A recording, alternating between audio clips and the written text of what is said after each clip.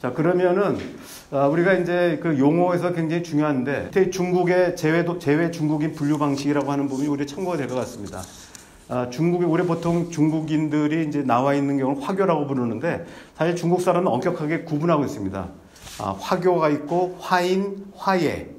그래서 화교 그러면은 뭐냐면 조금 작은데 화교는 뭐냐면 국적이 중국이거나 대만 국적인 사람을 화교라고 부릅니다. 그리고 민족 정체성을 가지고 있고요. 또 중국계 공동체에 참여하고 있습니다. 이 사람들은 중국 국적자들이죠. 그리고 이제 우리나라에 있는 화교는 구분합니다. 그래서 옛날에 그 구한말서부터 특히 중국 내전 1949년도에 이제 이 중화민국이 대만으로 쫓겨나면서 많은 화교들이 이제 특히 산동 출신들이 많이 왔지 않았습니까? 이분들에 대해서는 노화교라고 얘기하고 있고 지금 이제 또 새로운 이 중화인민공화국과의 수교 이후에 들어온 사람들은 뭐 신화교 또는 그냥 화교라고 부르고 있습니다. 그래서 조금 용어의 차이가 좀 있습니다. 그다음에 화인이라고 하는 부분은 국적은 외국 국적인데 그래도 자기가 중국인으로서의 정체성을 느끼고 있는 사람들입니다. 화예는 중국계 핏줄을 타고났지만 중국에 대해서는 별로 의식이 없는 사람들이 있습니다. 여기 실명을 거론해서 죄송합니다만은 우리가 이제 가수와 있고 또 탤런트 중에서 최수종 씨 부인 이름이 뭐죠? 하예라 같은 사람은 본인은 자기 화교 출신이긴 하지만 화교라니까 어쨌든 중국계 혈통이긴 하지만 본인은 중국말도 못하고 그 다음에 뭐 이 가족 옛날에 이제 그 친족들이 모였을 때 중국식 전통은 하나도 안 따랐다고 합니다. 그러니까 전혀 그래서 자기가 핏줄만 중국계라는 걸 알고 있지 전혀 중국과 무관한 그런 의미에서 화예라고 볼 수 있고요. 반면에 이제 가수 누구예요? 그 여자 가수분 계시죠?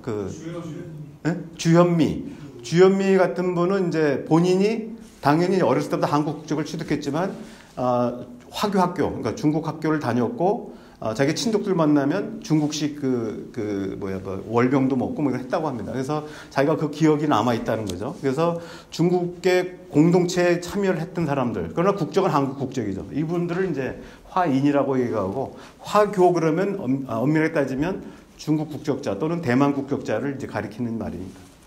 우리나라는 더 복잡한데요.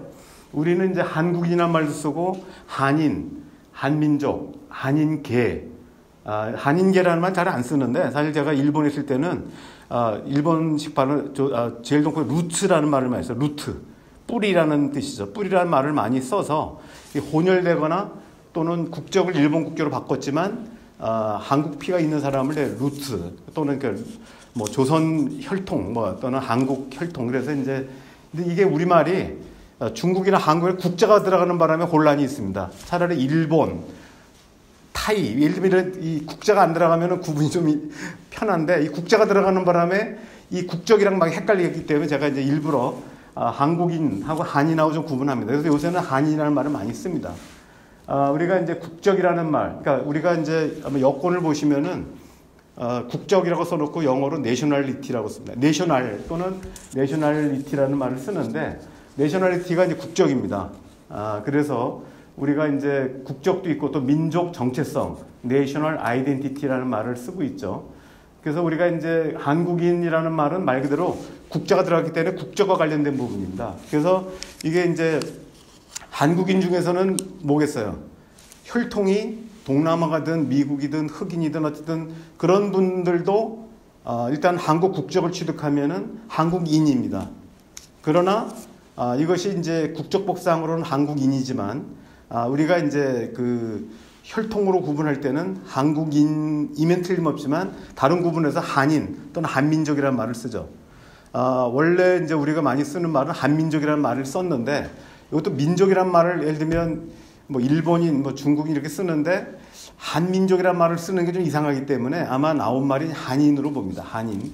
근데 이제 그 부분에서 용어들이 좀 차이가 좀 있습니다. 그래서 이런 부분을 좀 구분하시면 될 것 같고 민족 정체성이라고 하는 것은 다른 민족과 구분되는 고유 특성을 이제 얘기하는 부분입니다. 그래서 언어나 혈연, 생활 양식 등을 가리키는데 이제 언어 같은 경우는 이제 우리가 혈통을 많이 얘기하는 이유는 사실 어떻게 보면은 우리가 우리가 이제 경험적으로는 언어가 많이 영향을 미칩니다. 근데 일본에 가면은 제1동포들이 한국말을 못하는 사람이 워낙 많아요. 너무 많고 그러다 보니까 언어 가지고 구분하는 거는 좀 적절치 않다. 그래서 이제 혈통을 많이 따지는 이런 부분이 있습니다. 이게 제가 내용이 중복되기 때문에 넘어가면서 설명드리겠습니다.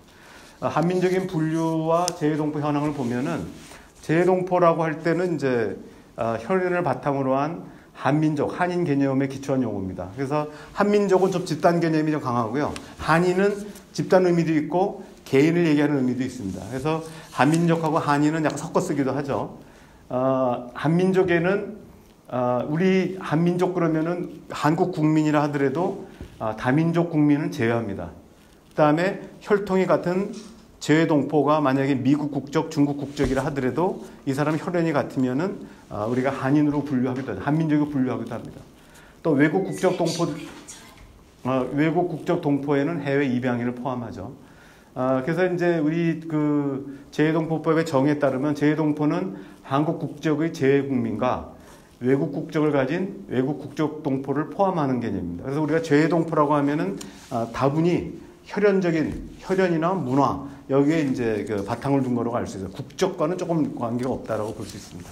그래서 우리가 단일 민족이라는 얘기를 많이 하는데 역사적으로 제가 이제 이런 책 하나가 한 권씩 나올 정도로 굉장히 상세하게 책이 나와 있는데 원래 민족이란 말을 쓰지 않아요. 우리 조상들은 또는 중국 문헌에 보면 조선 왕조 실록에도 종류라는 말을 썼다고 합니다.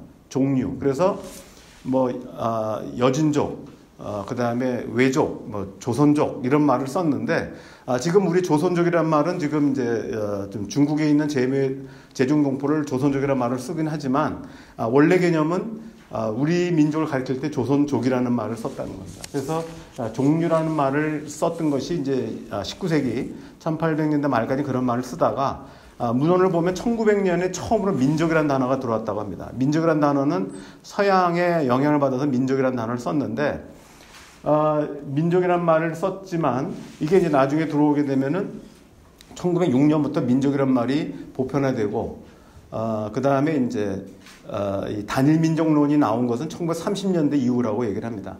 그래서 우리 그 여러 문헌에 보면은 우리가 스스로 단일민족이라고 생각한 적이 없었다는 거죠. 단일혈통이라는 뜻이죠. 단일혈통을 생각하지 않았다가 1930년대에 일본의 영향을 받아서 일본의 영향이라고 하는 일본 사람들은 자기네가 단일혈통이라고 주장하거든요. 일개 어떻게 되나요? 그러니까 일개 만세죠. 그러니까 그런 혈통 단일 민족, 그러니까 야마토 민족이라는 말을 쓰고 있습니다. 그러다 보니까 우리가 거기에 대항하기 위해서 나온 개념이 이제 단일 민족론이 나왔습니다. 그래서 지금 북한도 이제 약간 조선 민족 제일주의라는 이런 데서는 약간 단일 민족적인 걸 좀 강조하고 있는 이런 경향이 있다는 것이고요. 여기 지금 나와 설명을 했습니다. 그 다음에 이제 2007년도에 UN 인종차별철폐위원회에서 한국이 다민족 국가인데 왜 자꾸 단일민족이라는 말을 쓰냐. 그래서 이제 실제와 다른 단일민족 국가 이미지를 극복하라고 권고를 내렸고요. 그러다 보니까 우리나라 교과서에서 우리가 이제 살색이라는 말도 좀 못 쓰게 하죠. 살색이라는 말은 그건 충분히 이해가 되지만 또 한편으로는 민족이라는 단어가 점점 교과서에서 사라지기 시작합니다. 그런 이제 부분들이 있습니다. 그래서 우리가 지금 전체적으로 보면은 한국민이 마지막까지 찾아봤는데 2021년 8월까지의 통계가 현재 외교부에서 나온 최근의 통계입니다. 제2동포청 홈페이지에 들어갔을 때도 그 통계가 마지막인데 한국 국민이 5,180만 명인데 여기에는 이제 다문화 국민도 포함된 숫자고요. 재외국민도 포함된 숫자입니다. 북한 동포는 포함이 안 됐고 그 다음에 외국 국적 동포도 빠진 상태입니다. 외국 국적 동포가 약 400 몇십만 명이 되는데 그 중에 한 20만 명 정도가 입양인입니다. 그 다음에 재외동포가 755만 명이라 할 때는 여기에는 재외국민과 외국 국적 동포를 포함한, 다시 말하면 한반도 바깥에 사는 거주민의 의미로 쓰고 있습니다. 그러나 혈통은 우리 한인계 혈통을 받았다 이렇게 이제 의미를 쓰고 있고요. 전체적으로 보면은 외국 국적 동포 시민권자가 약 480만 명 정도가 되고요. 해외에 나가 있는 한국 국적자들이 한 250만 명 정도 됩니다. 그래서 우리가 전체적으로 보면 한 40만 이렇게 되는데 이 규모로 보면은 화교 다음으로 해외 거주자가 많습니다. 한국이 740만 명이면. 그 다음에 본국 인구 대비 재외동포 해외 거주자 비율로 하면은 유태인 다음으로 두 번째입니다.